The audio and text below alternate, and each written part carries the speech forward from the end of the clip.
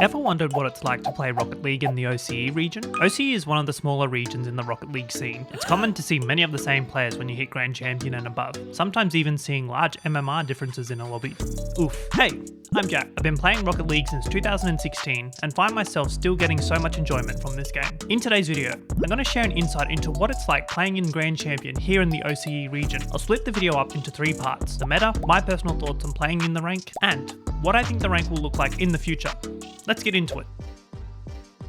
A quick disclaimer, the meta I'll be talking about in today's video will be specific to the 2v2 game mode. The meta nowadays is a lot different to when I first started playing the game in 2016. One of the first things I noticed when I started queuing my games in Season 7 was how demo heavy most of my games were. It felt like some of my opponents were just destined to demo the entire game, almost wanting to wipe out me and my teammate to have a free goal every single time. Not downplaying people trying to go for demos though, I highly rate going for demos and actually love doing it myself. It was just funny to me seeing that was the first thing I'd noticed after taking a break for Seasons 5 and Season 6. The next thing I noticed about the meta nowadays in OCE was how fast paced it was. It felt like I was always on my half of the field defending my net after being constantly attacked and pressured by the opposing team. As a result, this often led to most of my games being quite high scoring, like I'm talking 5 or 6 goals in a game. And overall, most games tended to be more solo play focused. And to my surprise, I didn't really see many flip resets or even ceiling shots happen in the game. Most of it tended to be ground play. One reason why I think the OCE meta looks like it does today is due to the fact that many people around Grand Champ have actually watched a lot of Rocket League now. Many are probably on platforms like YouTube and TikTok watching all the pro players pull off these crazy solo plays and then wanting to try and mimic them as a result. And also, solo plays tended to work quite effectively as a result of getting the rebound after the opponent was attempting a shot at goal. A lot of lower ranked players probably think that Grand Champion is flawless, absolutely perfect Rocket League. However, a lot of Grand Champions to this day still give away easy possession and allow their opponents to capitalize.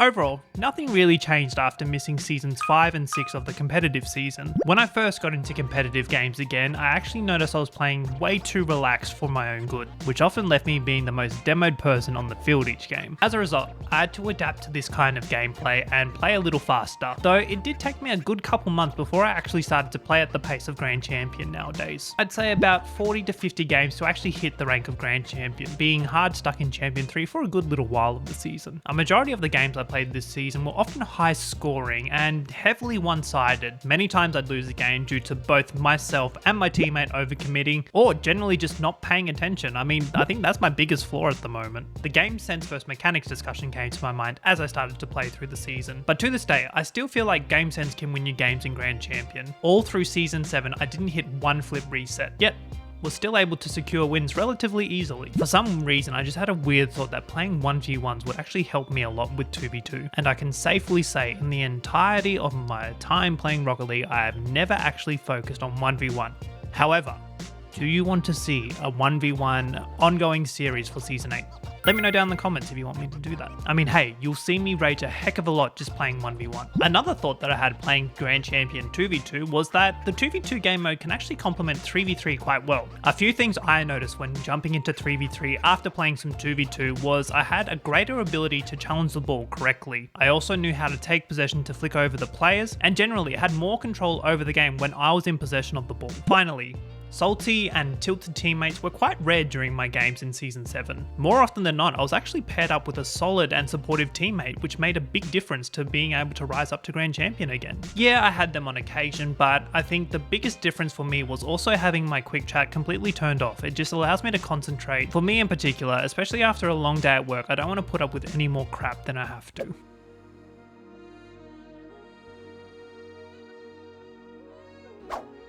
After rarely playing in Seasons 5 and 6, I've noticed a large improvement in the Grand Champion rank playing in Season 7. You can also tell when things are different, especially with the amount of new names I saw in my games that I'd never come across before. I feel like all of those players that I was on par with in Season 4 have probably risen to Grand Champion 3 or Supersonic Legend by now, and kudos to them for doing so. As OCE is one of the smallest regions though, I do feel like it's going to be harder and harder to get Grand Champion in future seasons with quite a small player base. I feel like we've actually lost quite a few competitive OCE players, and in a way, you'll start to have these Grand Champion gatekeepers preventing most players from breaking through into the rank. With what I witnessed in Season 7, I feel like OCE Grand Champion gameplay is going to be more solo play orientated. Heck, this may be apparent in Grand Champion 2 and beyond, but I'm yet to be part of what that gameplay actually looks like. Also, with OCE being OCE, I think it will always be a rank with high scoring games regardless. And if you're unlucky enough to be paired up with me, then I just wish you good luck. And overall, here are my Season 7 stats for Grand Champion gameplay here in the OCE region. I finished the season off as a Grand Champion 1 in Division 3 with an MMR of 1503,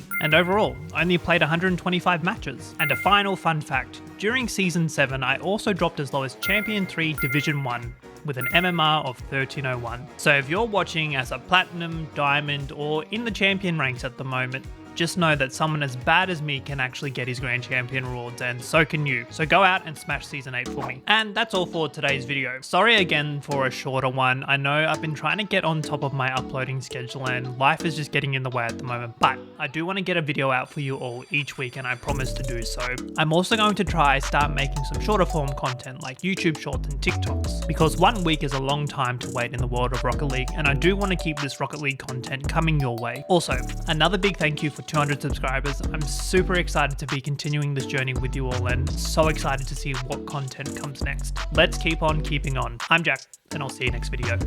Catch ya.